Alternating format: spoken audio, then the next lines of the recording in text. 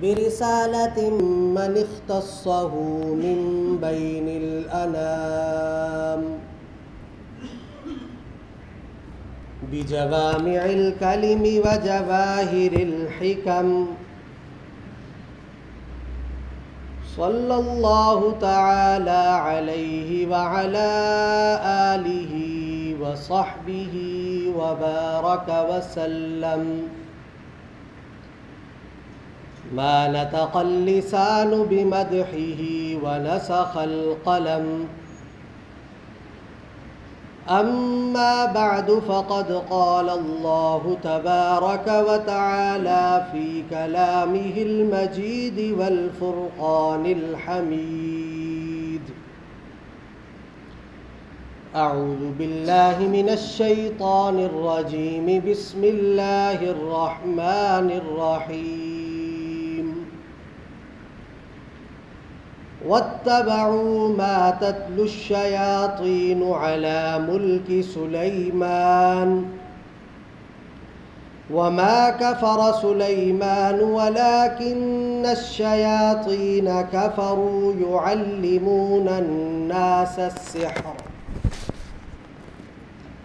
وما أنزل على الملكين ببابل هاروت وماروت وما يعلمان من أحد حتى يقولا إنما نحن فتنة فلا تكفر فيتعلمون منهما ما يفرقون به بين المرء وزوجه وما هم بضارين به من أحد إلا بإذن الله ويتعلمون ما يضرهم ولا ينفعهم ولقد علموا لمن اشتراه ما له في الآخرة من خلاق ولبئس ما شروا به أنفسهم لو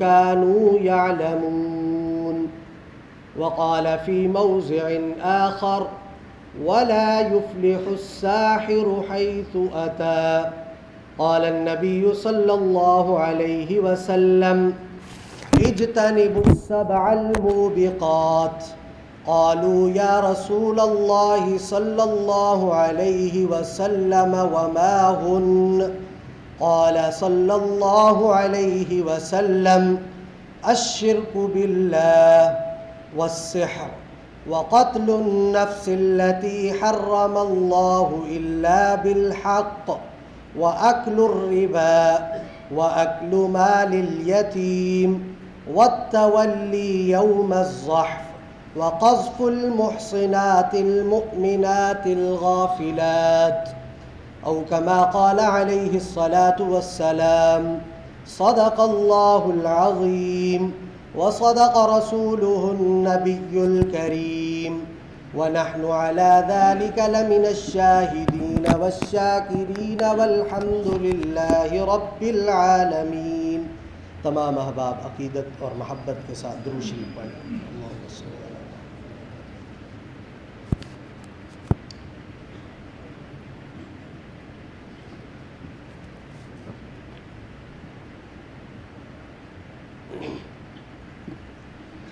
میرے واجب الاحترام قابل عزت احترام بھائیوں دوستوں بزرگوں، قرآن و سنت کے مطالعہ سے ہمیں بعض ایسے حقائق معلوم ہوتے ہیں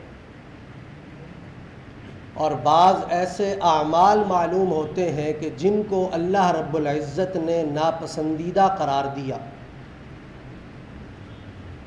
انہی ناپسندیدہ امور میں سے ایک امر، ایک معاملہ اور ایک حقیقت جادو اور ٹونا ہے. اللہ رب العزت نے اس کو اس قدر ناپسندیدہ قرار دیا کہ اس کے علم تک کو حاصل کرنے سے ہمیں منع کر دیا کہ یہ سیکھنا بھی نہیں ہے. اور قرآن پاک اور احادیث نبویہ علی صاحبہ الصلاۃ والسلام سے یہ بات ثابت ہے کہ جادو، آسیب، ٹونا وغیرہ ایک ناقابل انکار حقیقتیں ہیں۔ ہوتا کیا ہے؟ جادو کرنے والے عاملین سادہ لو انسانوں کو اپنی جال میں پھانستے ہیں، ان کو اپنے ستم کا نشانہ بناتے ہیں، جنات کے ذریعے، کفریہ کلمات کے ذریعے، جھوٹ کے ذریعے، برے افعال کے ارتکاب کے ذریعے چند ایسے اعمال سرزد کرتے ہیں کہ جو دیکھنے والوں کے دلوں کو لبھاتے ہیں اور ان کے دل ان کے قابو میں چلے جاتے ہیں۔ لیکن دین اسلام ایک مکمل ضابطۂ حیات ہے، ایک مکمل دین ہے، اور اس دین کی ایک نمایاں خوبی یہ ہے کہ دین یا دنیا کا کوئی شعبہ، کوئی عمل ایسا نہیں ہے کہ دین اسلام نے اس کے حوالہ سے رہنمائی نہ فراہم کی ہو۔ جادو اور آسیب سے بچنے کے لیے بھی ہمارا دین اسلام مکمل رہنمائی فراہم کرتا ہے۔ امت مسلمہ اس میں شکار چلی آ رہی ہے، خصوصاً بر صغیر، خاص طور پر یہاں کی حالت بڑی افسوسناک ہے کہ تہذیب و تمدن سے عاری لوگ، اخلاقیات اور اسلامیات سے بے بہرہ لوگ، بے دین لوگ ہمیں جگہ جگہ نظر آئیں گے، اور ضعیف العقیدہ مسلمانوں کو لوٹتے ہوئے نظر آئیں گے۔ اب وہ ہمیں زبردستی تو نہیں لے جاتے، ہم خود ان کے پاس جاتے ہیں۔ کیوں جاتے ہیں؟ عقیدہ کی کمزوری کی بنیاد پر، ضعیف الاعتقادی ہو چکی، اس قدر ہو چکی کہ ہمیں اپنے مسائل کا حل ان لوگوں کے پاس نظر آتا ہے جو خود بے شمار مسائل میں گھرے ہوئے ہیں۔ لوگ ان کی جال میں کب پھنستے ہیں؟ یاد رکھیں، خوب یاد رکھیں، لوگ ان کی جال میں تب پھنستے ہیں جب دین سے دوری ہوتی ہے۔ جو جتنا دین سے دور ہوتا چلا جائے گا ان کی جال میں پھنستا چلا جائے گا۔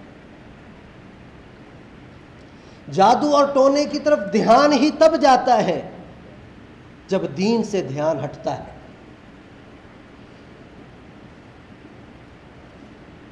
تو ہمیں ضرورت ہے اس وقت کہ ہم دینی تعلیمات کو سمجھیں، اپنی زندگیوں میں لائیں، تاکہ ضعیف الاعتقادی کا خاتمہ ہو، عقائد ہمارے مضبوط ہوں اور ان چیزوں سے جان چھوٹے۔ ہم ان کو اللہ کا ولی سمجھتے ہیں جو یہ کام کرتے ہیں، جادو ٹونے کا، فلاں بڑا اللہ کا ولی ہے، ایسا جادو کرتا ہے کہ دشمن کا بیڑا غرق کر دیتا ہے۔ یاد رکھیں، اللہ کا ولی کون ہے؟ ہم دیکھتے ہیں صراحتاً وہ شرعی احکامات سے روگردانی کرتے ہیں، نماز کی پابندی وہ نہیں کرتے، روزہ اور حج سے وہ دور ہیں۔ تو یاد رکھیں، اللہ کا ولی وہ ہو ہی نہیں سکتا جو اللہ رب العزت کے احکامات سے دور ہو۔ اسی مناسبت سے آج ہماری گفتگو کا عنوان ہی یہی ہے، جادو ٹونا اور اسلامی تعلیمات۔ عربی میں جادو کو سحر کہتے ہیں، قرآن پاک میں کئی جگہ سحر کا لفظ استعمال ہوا۔ حضرت موسیٰ علیہ السلام کا قصہ مشہور، جہاں پر ان کا جادوگروں سے مقابلہ ہوتا ہے، قرآن پاک میں کئی مقامات پر اس قصہ کو اللہ رب العزت نے ذکر فرمایا، وہاں ساحر اور سحر کا لفظ ہمیں نظر آئے گا۔ سحر کہتے کسے ہیں؟ سحر کہتے ہیں ایک لطیف باریک اور دقیق چیز کو۔ نظر بندی کو بھی سحر کہا جاتا ہے۔ نظر بندی کا معنی ہوتا ہے کہ ایک چیز کی حقیقت کچھ اور ہو، کسی اور حقیقت میں اس کو سامنے لایا جائے تو اس کو نظر بندی کہتے ہیں۔ جیسا کہ حضرت موسیٰ علیہ السلام کا جب جادوگروں سے مقابلہ ہوا تو اللہ رب العزت نے اس واقعہ کی منظر کشی فرمائی، فرمایا فَلَمَّا أَلْقَوْا سَحَرُوا أَعْيُنَ النَّاسِ، جب ان جادوگروں نے اپنی لاٹھیاں اپنی رسیاں پھینکی، سَحَرُوا أَعْيُنَ النَّاسِ، انہوں نے لوگوں کی آنکھوں پر جادو کر دیا، وَاسْتَرْهَبُوهُمْ، لوگ ان سے ڈر گئے، وَجَاءُوا بِسِحْرٍ عَظِيمٍ، بڑا جادو لے کر آئے، فَإِذَا حِبَالُهُمْ وَعِصِيُّهُمْ يُخَيَّلُ إِلَيْهِ مِنْ سِحْرِهِمْ، جب حتیٰ کہ حضرت موسیٰ علیہ السلام بھی ان کی اس نظر بندی سے متاثر نظر آئے۔ قرآن پاک کہتا ہے فَإِذَا حِبَالُهُمْ وَعِصِيُّهُمْ، جب انہوں نے اپنی رسیاں پھینکی اپنی لاٹھیاں پھینکی وہ سانپ نظر آنا شروع ہوئی، تو حضرت موسیٰ علیہ السلام نے بھی یہ خیال کیا کہ یہ سانپ ہے، انہا تسعی، اور وہ وہاں سے بھاگ پڑے۔ وقت کا پیغمبر اس جادو سے متاثر نظر آتا ہے۔ یہ نظر بندی تھی، حقیقت میں کچھ نہیں تھا، حقیقت میں وہ لاٹھیاں ہی تھی، حقیقت میں وہ رسیاں ہی تھی، لیکن انہوں نے نظر بندی ایسے انداز میں کی کہ سب کو وہ سانپ نظر آنا شروع ہو گئے۔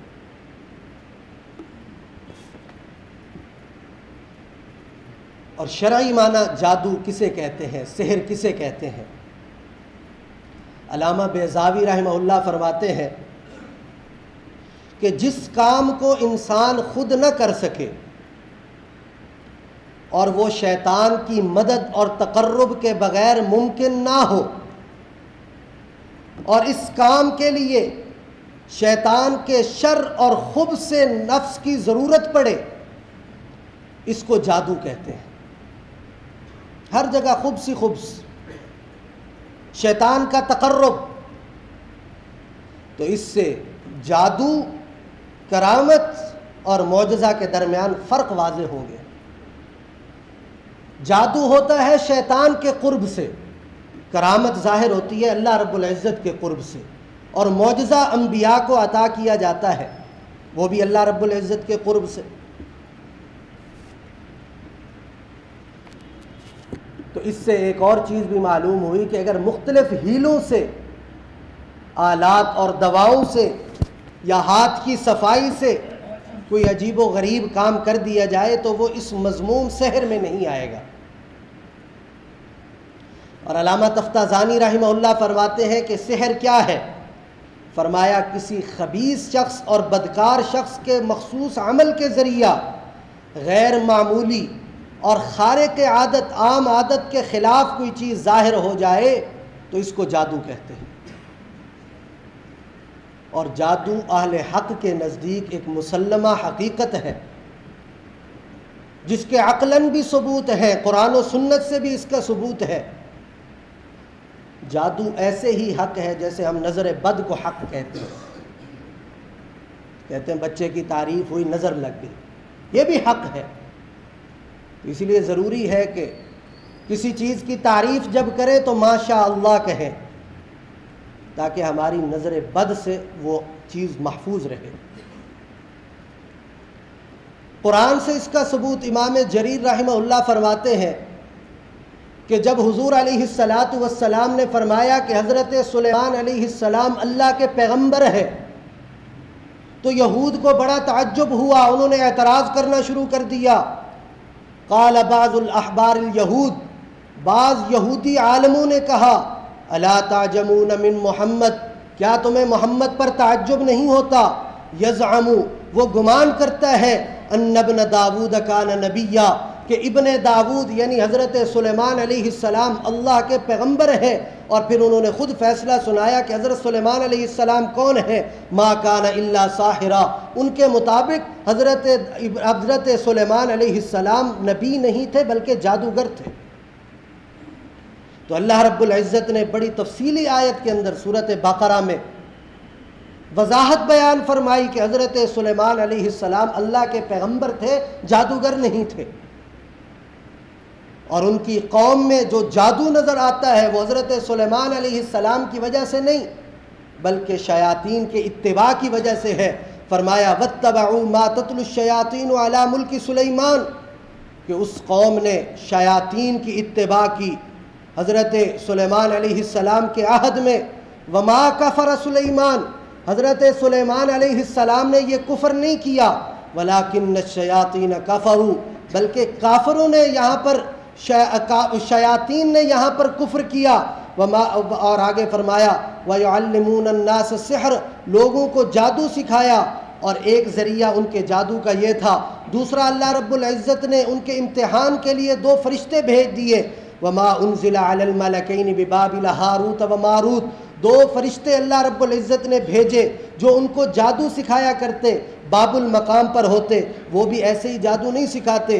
وَمَا يُعَلِّمَانِ مِنْ أَحَدٍ، ان میں سے کوئی بھی اس وقت تک جادو نہ سکھاتا، حتیٰ یقولا، یہاں تک کہ وہ یہ کہتا انما نحن فتنہ، ہم تمہارے لیے آزمائش بن کر آئے ہیں، فلا تکفر، کفر نہ کرو اس کے باوجود، فیتعلمون منہما ما یفرقون به بین المرء وزوجہ، اس کے باوجود وہ ان سے جادو کو سیکھا کرتے۔ کس مقصد کے لیے سیکھا کرتے؟ تاکہ شوہر کو اور اس کی بیوی کو آپس میں جدا کیا جا سکے، اس جادو کے ذریعے ان کے درمیان جدائی واقع کی جا سکے۔ اللہ رب العزت فرماتے ہیں وَمَا هُمْ بِضَارِّينَ بِهِ مِنْ أَحَدٍ إِلَّا بِإِذْنِ اللَّهِ، وہ اس جادو کے ذریعے کسی کو نقصان پہنچانے والے نہیں تھے، ہاں جب اللہ رب العزت کا حکم ہوگا تب ہی وہ جادو کسی کو نقصان پہنچائے گا۔ لیکن ان ظالموں کے بارے میں فرمایا وَيَتَعَلَّمُونَ مَا يَضُرُّهُمْ وَلَا يَنفَعُهُمْ، کہ انہوں نے جو جادو سیکھا اس کا نفع تو کوئی نہیں ہوا، البتہ نقصان ہوا۔ نقصان کیا ہوا؟ اپنے ایمان سے ہاتھ دھو بیٹھے، اپنی جان سے ہاتھ دھو بیٹھے، اپنے مال کو اس کے لیے ضائع کر دیا، نفع کوئی نہیں ہوا، کیونکہ وہ جادو تب تک کسی کو نقصان نہیں پہنچا سکتا جب تک اللہ رب العزت نہ چاہے۔ اور یوں انہوں نے جادو سیکھا، تو اللہ رب العزت نے فرمایا اس میں حضرت سلیمان علیہ السلام کا کوئی قصور نہیں ہے، وہ جادوگر نہیں تھے، وہ تو اللہ رب العزت کے پیغمبر تھے، اور ان سے جو خلاف عادت چیزیں سرزد ہوئیں وہ جادو کی وجہ سے نہیں تھی بلکہ اللہ رب العزت کی طرف سے عطا کردہ معجزہ تھا۔ ان کو اللہ رب العزت نے عجیب و غریب معجزات عطا فرمائے تھے، ہواؤں کو ان کے لیے مسخر کر دیا، جانوروں کو ان کے مسخر کر دیا، یہ جادو کی وجہ سے نہیں تھا۔ اللہ رب العزت نے وضاحت بیان فرمائی یہ کس وجہ سے تھا، فرمایا یہ معجزات کی وجہ سے تھا، ان کے پیغمبری کی وجہ سے تھا۔ اور اللہ رب العزت اسی آیت میں آگے فرماتے ہیں کہ جو ایسے عمل کرتا ہے مَا لَهُ فِي الْآخِرَةِ مِنْ خَلَاقٍ، آخرت میں اس کا کوئی حصہ نہیں ہے۔ اور فرمایا وَلَوْ أَنَّهُمْ آمَنُوا وَاتَّقَوْا لَمَثُوبَةٌ مِّنْ عِنْدِ اللَّهِ خَيْرٌ، اگر وہ ایمان لے آتے، تقوی والی زندگی اختیار کرتے، یہ ان کے لیے بہتر تھا، ان کو اللہ رب العزت کی طرف سے اجر دیا جاتا، یہ ان کے لیے بہتر تھا بجائے یہ جادو والی زندگی اختیار کرنے کے۔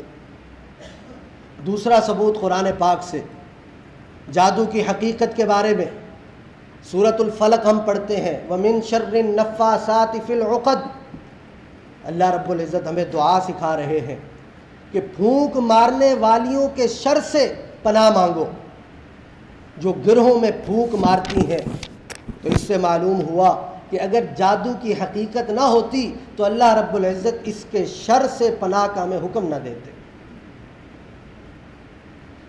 اور جمہور کا اس بات پر اتفاق ہے کہ آخری 2 صورتیں سورۃ الفلق اور سورۃ الناس یہ دونوں جادو کے توڑ کے لیے نازل کی گئیں۔ لبید بن عاصم ایک یہودی تھا، اس نے حضور علیہ السلام پر جادو کر دیا۔ بخاری شریف کی روایت ہے کہ جس کے نتیجہ میں حضور علیہ السلام 3 دن تک بیمار رہے۔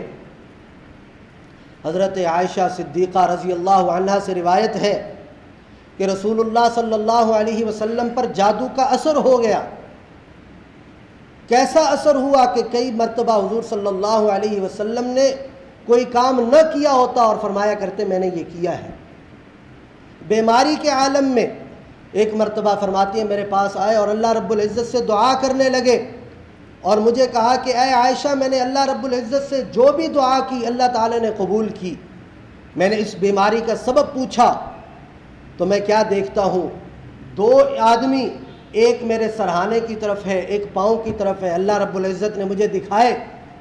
ایک دوسرے سے سوال کرتا ہے کہ ان کو کیا بیماری ہے, کیا تکلیف ہے, تو دوسرا جواب دیتا ہے کہ ان پر جادو ہوا. پھر پہلا سوال کرتا ہے کہ کس نے جادو کیا, پھر دوسرا جواب دیتا ہے کہ لبید بن عاصم جو یہودی ہے اس نے جادو کیا. پھر وہ پوچھتا ہے کس چیز میں جادو ہوا, پھر جواب ہوتا ہے ایک کنگھی میں جادو کیا گیا جس کو نر کھجور کے خوشوں میں رکھا گیا. پھر وہ سوال کرتا ہے کہاں پر رکھا گیا, پھر دوسرا جواب دیتا ہے ذی اروان کنویں کے پاس رکھا گیا. حضور علیہ السلام اس کنویں کے پاس جاتے ہیں اور حضور علیہ السلام صحابہ کو لے کر بھی جاتے ہیں. حضور صلی اللہ علیہ وسلم اور صحابہ کرام مشاہدہ کرتے ہیں کہ اس کنویں کا پانی ایسے ہو چکا ہے جیسے گوندھ کر مہندی بنائی جاتی ہے, پانی کا رنگ تبدیل ہو چکا ہے. اس موقع پر اللہ رب العزت نے اس جادو کے توڑ کے لیے آخری 2 صورتیں نازل فرمائی اور حضور علیہ السلام نے حکم دیا کہ اس کنویں کو بند کر دیا جائے. تو یہ جادو کی دوسری حقیقت جو قرآن پاک سے ثابت, حضور علیہ السلام کی احادیث سے ثابت. امام بخاری رحمہ اللہ حضور علیہ السلام کی ایک روایت نقل فرماتے ہیں, حضور علیہ السلام نے حکم دیا کبیرہ گناہوں سے بچنے کا. 7 گناہ حضور صلی اللہ علیہ وسلم نے گنوائے کہ یہ 7 بڑے گناہ ہیں, ان سے بچو. پہلے نمبر پر فرمایا اللہ رب العزت کے ساتھ شرک نہ کرنا, شرک سے بچو. دوسرا فرمایا جادو سے بچو, والسحر جادو سے بچو. نمبر 3 کسی کو ناحق قتل کرنے سے بچو, سود کھانے سے بچو, یتیم کا مال کھانے سے بچو. اور آگے فرمایا وَالتَّوَلِّي يَوْمَ الزَّحْفِ جنگ کے دن جب کفار سے سامنا ہو اس وقت پیٹھ دے کر بھاگنے سے بچو. اور فرمایا کسی مومنہ محسنہ پاک دامن عورت پر الزامات کی بوچھاڑ کرنے سے بچو. یہ 7 کبیرہ گناہ ہیں, ان میں دوسرے نمبر پر جو گناہ حضور علیہ السلام نے فرمایا وہ جادو ہے. اور امت مسلمہ کے فقہاء نے اس کے حوالے سے بڑی سخت سزائیں بیان فرمائیں. علامہ ابن حمام حنفی رحمہ اللہ فرماتے ہیں کہ جادو سیکھنا سکھانا حرام ہے اور اس کو جائز سمجھنا کفر ہے. اس کو جائز سمجھ کر یہ کرنا یہ کفر کا معاملہ ہے. اور امام مالک اور امام احمد بن حنبل رحمہ اللہ فرماتے ہیں کہ چاہے جائز سمجھ کر کرو ناجائز سمجھ کر کرو یہ معاملہ کرنا ہی کفر ہے. اور آگے فرماتے ہیں کہ ایسے جادو کرنے والے اور جو کر رہے ہیں ان دونوں کو قتل کر دیا جائے.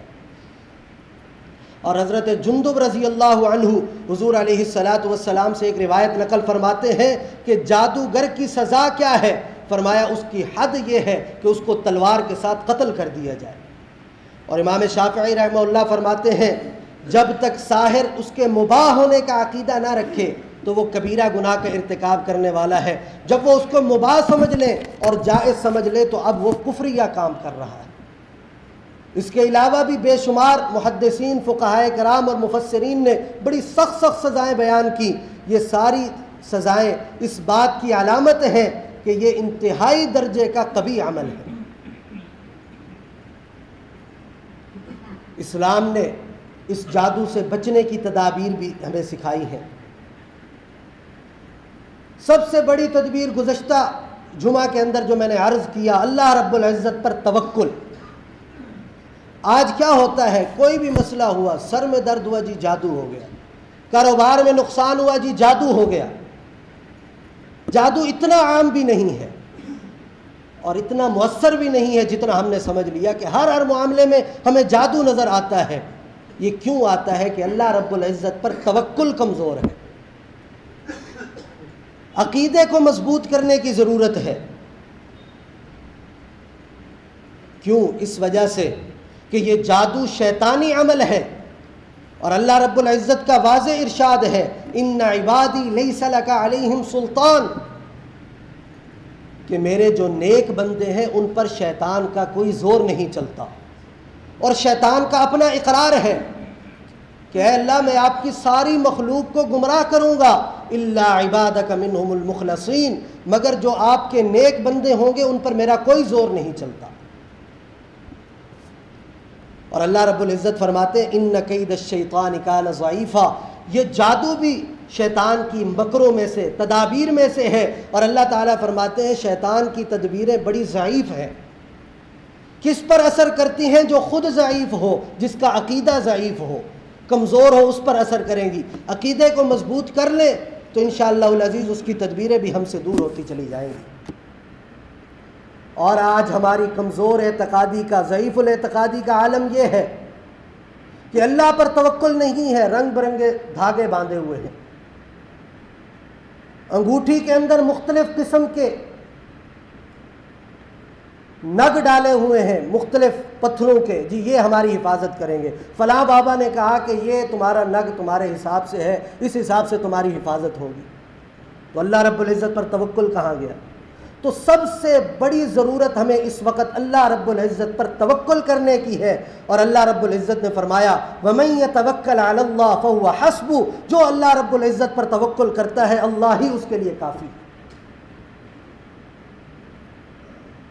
اور ظاہری علاج بھی حضور علیہ السلام نے، اسلام نے ہمیں سکھایا۔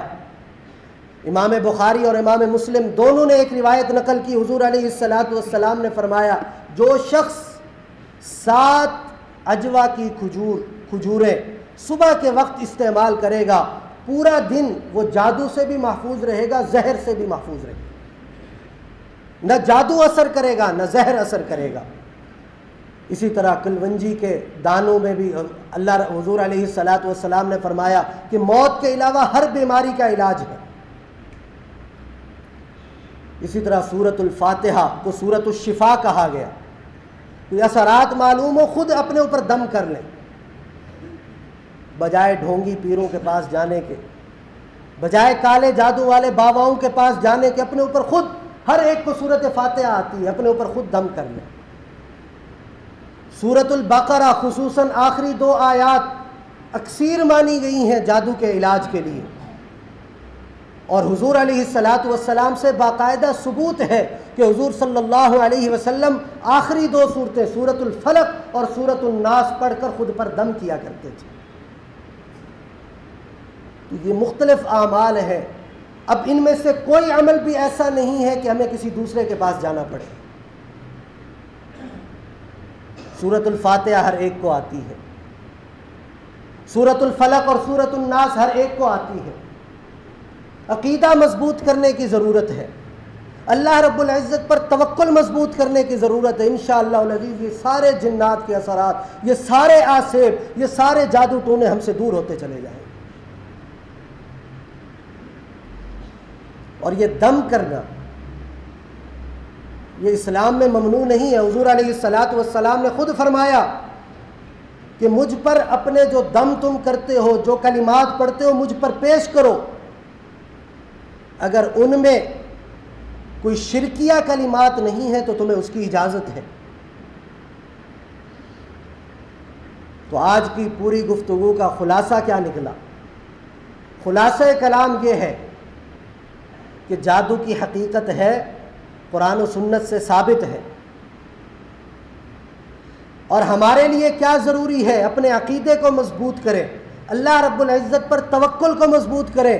اگر پھر بھی اثرات نظر آئیں تو یہ جو چیزیں میں نے بتائی ہیں، جو احادیث سے ثابت ہے، عجوا کھجور، کلونجی، سورۃ الفاتحہ، سورۃ البقرہ کی آخری 2 آیات، سورۃ معوذتین، سورۃ الفلق اور سورۃ الناس، ان کا اپنے اوپر دم کریں، انشاءاللہ العزیز یہ سارے اثرات ختم ہو جائیں گے۔ اور کرنے والوں کے لیے تنبیہ ہے کہ جہاں دوسرے کی فکر کرنی ہے اس سے پہلے اپنی فکر کریں، اپنے ایمان کی فکر کریں، اپنے اعمال کی فکر کریں۔ عام طور پہ عورتیں اس میں ملوث نظر آتی ہیں، جیلسی کی وجہ سے، حسد کی وجہ سے، حرص کی بنیاد پر، اور ہم دیکھتے ہیں آئے روز اخباروں میں خبر آئی ہوتی ہے کہ فلاں عورت کسی بابا کے ہتھے چڑھ گئی اور اپنی عزت سے بھی ہاتھ دھو بیٹھی، کیا نتیجہ نکلا؟ کیا کسی کا نقصان کیا؟ الٹا اپنا ہی نقصان کر لیا۔ اور جو میں نے احادیث سنائی ان سے کیا ثابت ہوا کہ صرف کرنے والا گنہگار نہیں ہے، وہ اعمال کرنے والا جو اپنے لیے کروا رہا ہے وہ بھی اسی درجے کا گنہگار ہے۔ اگر کلمات کفریہ اور شرکیہ ہو گئے، جو اس نے کام ذمے لگایا وہ کفریہ اور شرکیہ ہو گئے۔ کئی مقامات پر نظر آتا ہے جادوگر نے کہا، ساحر نے کہا آپ کا کام ہو جائے گا، قرآن پاک کی توہین کرو۔ کام کرتے کرتے ایمان سے ہاتھ دھو بیٹھتے ہیں۔ تو اسی لیے ہم سب کو ضرورت ہے اس بات کی کہ اپنے عقیدے کو مضبوط کریں، اللہ رب العزت پر توکل کو مضبوط کریں، قرآن پاک کے ساتھ اپنے تعلق کو مضبوط کریں، تو ان تمام چیزوں سے ہماری جان چھوٹ جائے گی، اور یہ دکانیں جن کی چل رہی ہیں، جن کے یہ کاروبار چل رہے ہیں، ان کے بھی بند ہو جائیں گے، ان کے کاروبار بھی ہماری وجہ سے چل رہے ہیں۔